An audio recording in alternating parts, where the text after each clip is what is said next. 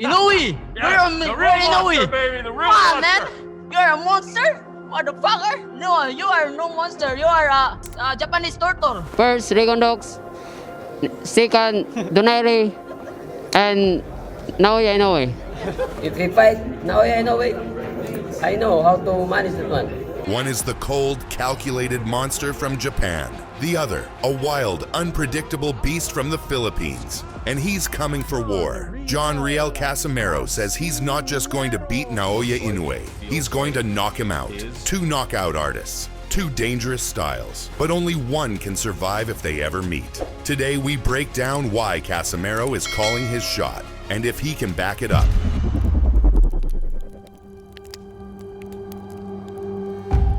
Casemiro's not whispering. He's not asking politely. He's saying it loud and clear. I will knock out Naoya Inoue, and he's been saying it for years. This isn't new. Back when both were champions at 118 pounds, Casemiro was calling for the fight. He dissed Inoue in press conferences, trolled him on social media, and even mocked his fans. Casemiro doesn't fear Inoue.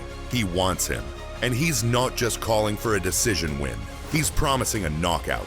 But it's one thing to talk tough. The real question is, can Casemiro actually back it up? Riel Casimero is not your typical boxer. He's awkward, he's aggressive, and he punches like a truck. His knockout of Zolani Tete, a top-level champion, shocked the world. Tete was supposed to outbox him, but Casemiro turned the fight into chaos and smashed him in round 3.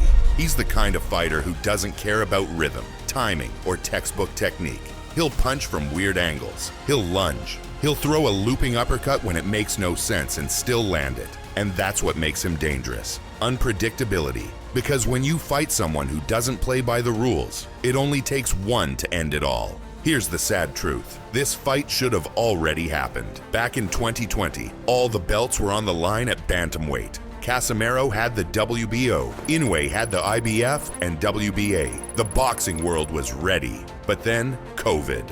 Travel restrictions, promotional issues, Casemiro missing weight, politics. The fight got shelved, momentum disappeared, and before it could get back on track, Inoue moved up to 122 pounds. And Casemiro, his career went through chaos, suspensions, inactivity, and fights falling through. But Casemiro never stopped talking, and now he's climbing again, and still has his sights set on Inoue. So, is this real? Can Casemiro actually knock out Naoya Inoue? Let's break it down. Casemiro has the power. That's undeniable. He throws punches from weird, hard-to-read angles. He's tough, has a chin, and loves chaos. But Inoue isn't just powerful. He's precise, fast, calm under fire. He'll read you, time you, and then end you. Fighters like Donaire, Fulton, Tapales, all high-level champions couldn't survive him.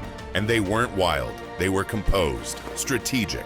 Casemiro's chaos could be his greatest strength or his downfall. If he gets reckless, Inoue will find that opening. If he lands early, we might see the monster get tested like never before. Because if this fight ever happens, it won't go to the scorecards. One of them is going down. Naoya Inoue isn't loud. He doesn't trash talk. He doesn't dance. But make no mistake, he controls the room the moment he enters. Every opponent looks calm until they step in the ring. Then the pressure hits, not just from the crowd, but from Inoue's silence, his calm, his laser focus. It's chilling. Inoue doesn't fight emotionally. He doesn't get drawn into chaos. That's why a wild fighter like Casemiro could struggle. You can't rattle the monster. You can't bait him. Fulton tried movement. Donaire tried trading. Tapales tried going to war. They all failed. Because once Inoue locks in, it's like he's seeing every move a second ahead. Even during exchanges, Inoue keeps his cool. He doesn't rush. He doesn't force the knockout, it just comes. And that's what makes him dangerous. Because while Casemiro is yelling and swinging wild, Inoue will be waiting, calculating. Casemiro might be chaos, but Inoue is ice. And when fire meets ice, something's gonna break. Let's be real, this is a fight that needs to happen.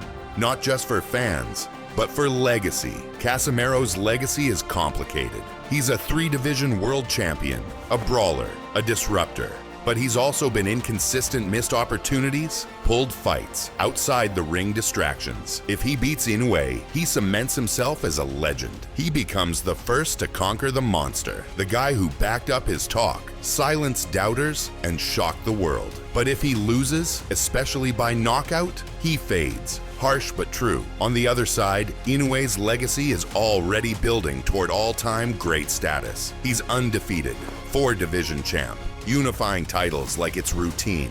Fighting Casemiro might not be the biggest payday, but it's the fight the fans have wanted for years. It's a grudge match, a rivalry. And if he beats Casemiro, it's another exclamation point on his resume.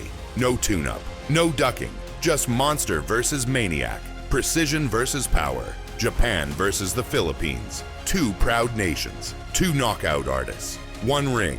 Because when these two finally meet, someone's legacy ends, and someone becomes a legend. Casemiro says he's going to knock out Inoue, and knowing him, he believes it 100%. But belief doesn't win fights. Can the wild warrior from the Philippines really stop Japan's monster?